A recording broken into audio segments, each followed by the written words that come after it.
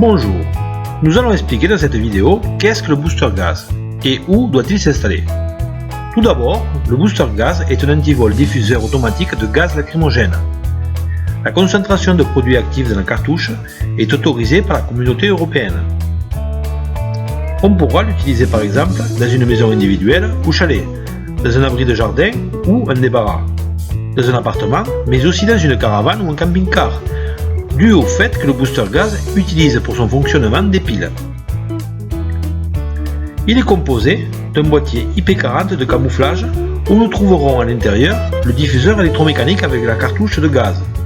À l'extérieur, nous aurons l'interrupteur ou contact magnétique avec les 4 mètres de câble bipolaire.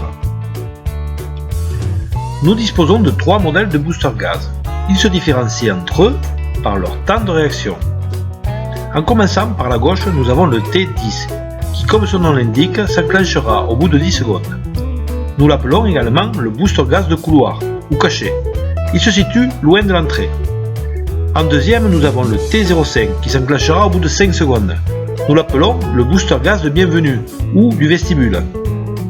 Et enfin, nous avons le T00, qui s'activera immédiatement, c'est-à-dire sans temporisation.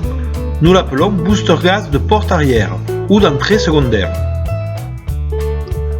En suivant, nous verrons différents exemples d'installation avec le but de nous aider dans le choix d'un modèle. Dans le premier cas, nous avons une maison qui a des fenêtres conventionnelles et une unique porte d'entrée. La simplicité de cette maison nous permet d'installer un booster gaz T05 de bienvenue et un contact magnétique à l'entrée. Si nous désirons un peu plus de sécurité, nous pourrons également poser un contact respectivement sur les fenêtres de la chambre principale et du séjour. Dans le cas suivant, nous voyons une entrée principale, une de garage, une latérale provenant du jardin et des portes coulissantes dans la salle de séjour. La première option serait d'installer un booster gaz T05 de bienvenue dans le vestibule avec un contact sur la porte d'entrée et un autre sur la porte d'accès au garage. Par la suite, un booster gaz T00 de porte arrière dans le séjour avec un contact sur les portes coulissantes. La deuxième option serait, tout en maintenant le T00 dans le séjour, poser un T10 dans le couloir avec un contact de plus sur la porte latérale. La troisième maison possède une entrée principale et une porte d'accès au jardin.